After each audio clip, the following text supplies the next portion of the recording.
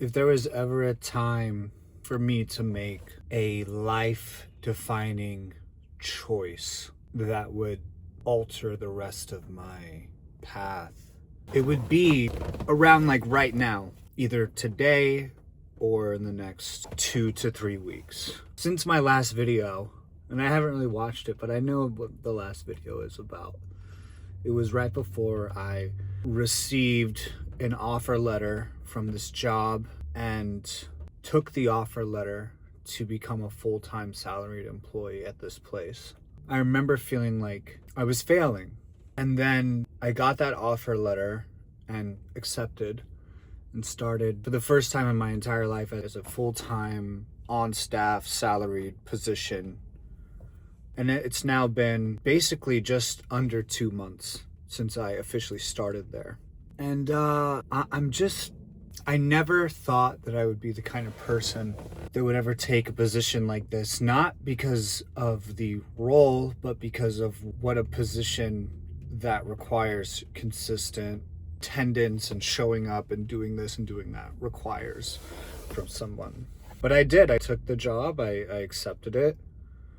We're here. Since my last video, I decided to look for a new place to live. I found a new place. I'm moving here in 2 weeks at the top of the month.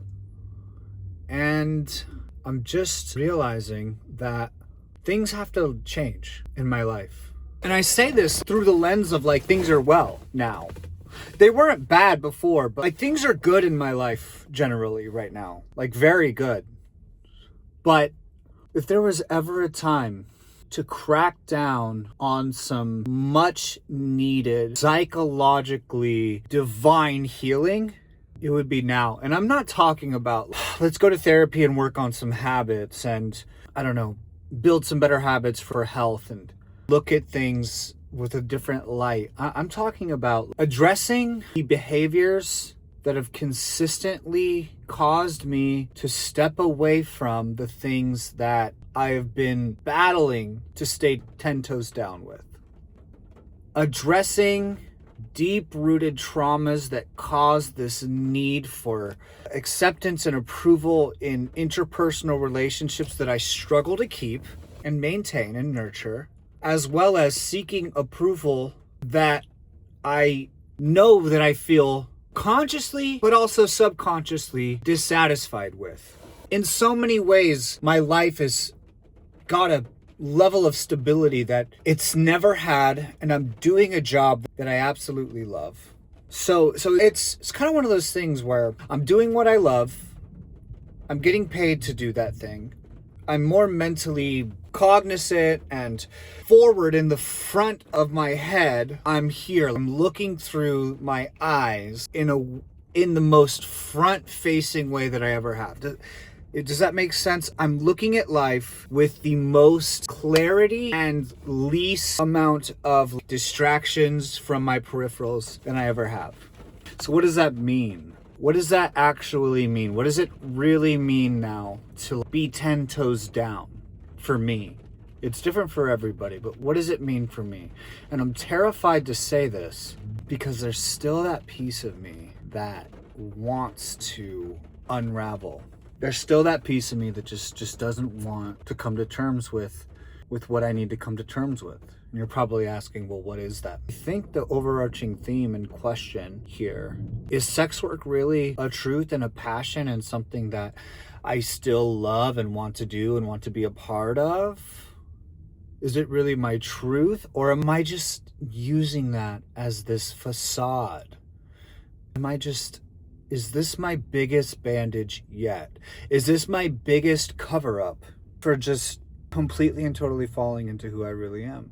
Is saying that I do sex work, is that the ultimate right now? Because we go through different phases and different layers of, as we pull back one layer, we create another form that could even be deeper. Like the fall into that next layer is so hard and feels too emotionally far of a distance to fall into that we create another cushion in between those two layers of depth. We have to process a layer once we pull back another before we go into the next, because I think that's just how time works in between growth, with lateral growth specifically. I'm at a place right now where one of my deepest rooted layers is starting to seep up through the bed that I'm laying on in order to avoid it.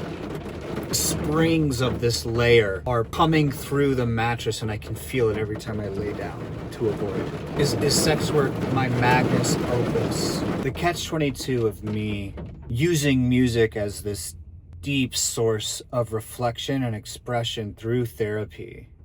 And it's like, I find myself, when I feel my most vulnerable and confident in that space of self-exploration, I am really diving into music in a way that's expressive. And I don't know if I'll ever be able to be just an artist who makes music for funsies and can just write this and write that. Maybe I can, but I feel like through and through I'm a conceptual artist, which is hard when you're constantly battling with two things. First is struggling to come to terms with trauma and only being able to, like most people, pull back the layers at the rate of your emotional availability and capacity. But I have another layer here of distraction and avoidance, which is, again, it kind of comes back to the conversation of sex work and just sex as escapism. And yeah, we call that a sex addiction. It's not sex, it's the ideation and the distraction of just talking to people and texting and having these different rendezvous, whether they're even physical in person or just digital forever. But just the distraction of like dating apps and meeting people and talking and flirting, just everything that goes into that. I have a date tonight with a girl. We're going to a bookstore and then we're going to get something to eat. I don't see people like I used to. I'm growing up in ways that I never have. And I'm finding myself in these moments consistently where I'm distracting myself. There's no other way to describe it.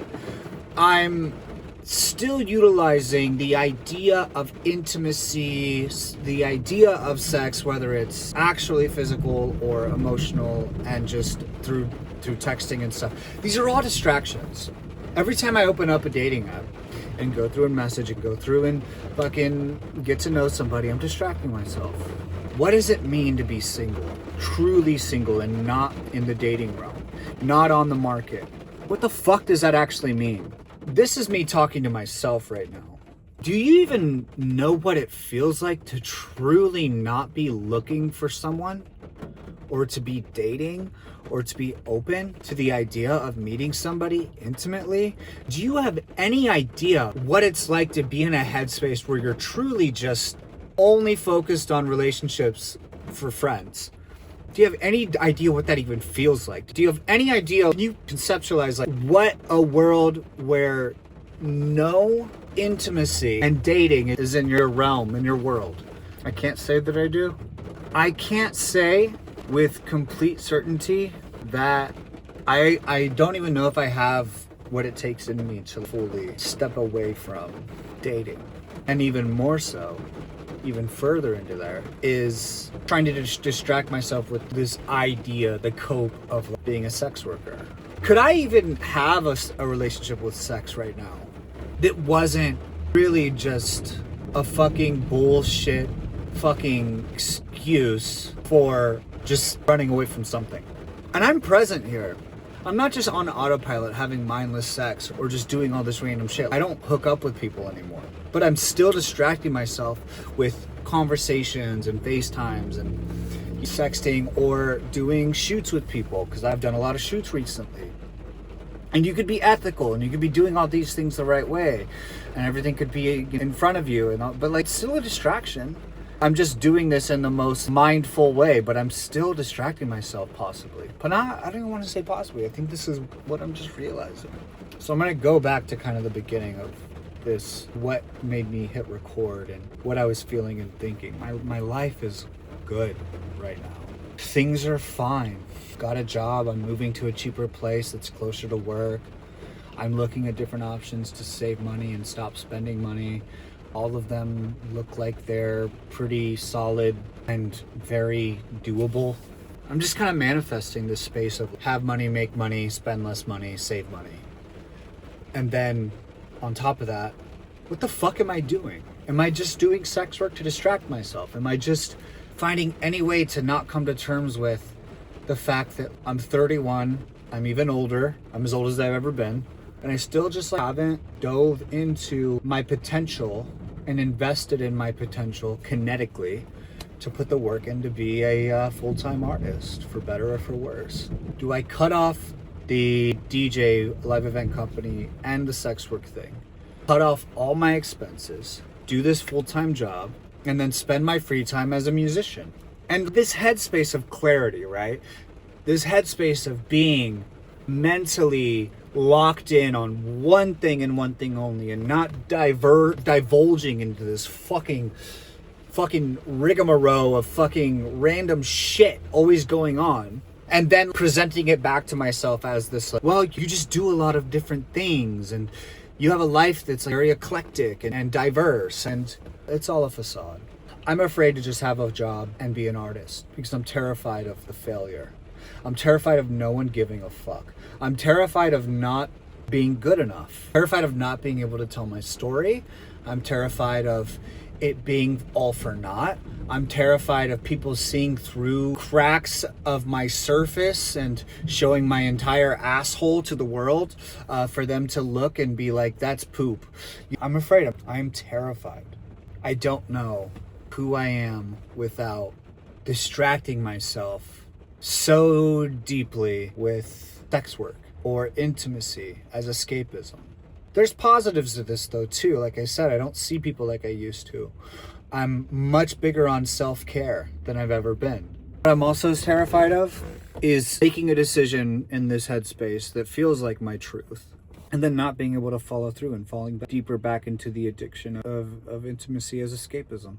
I'm terrified of being on this high horse of showing up for myself only to fall right back into it, and then not have anything to show for the music, and then also the feeling of regret, resentment, and failure and embarrassment of still doing all the other fuck shit. I'm fucking terrified, dude.